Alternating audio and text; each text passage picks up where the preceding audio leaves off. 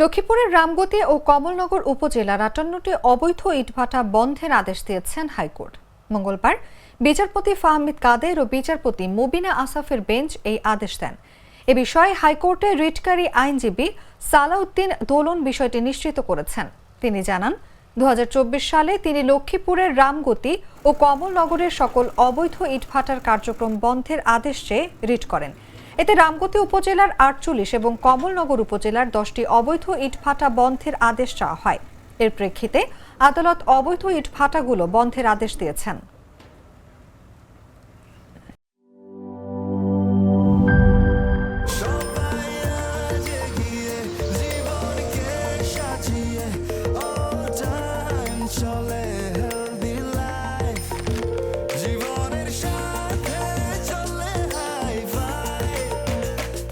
চলার পথে স্বাস্থ্যকর all time honeycomb, all time healthy life.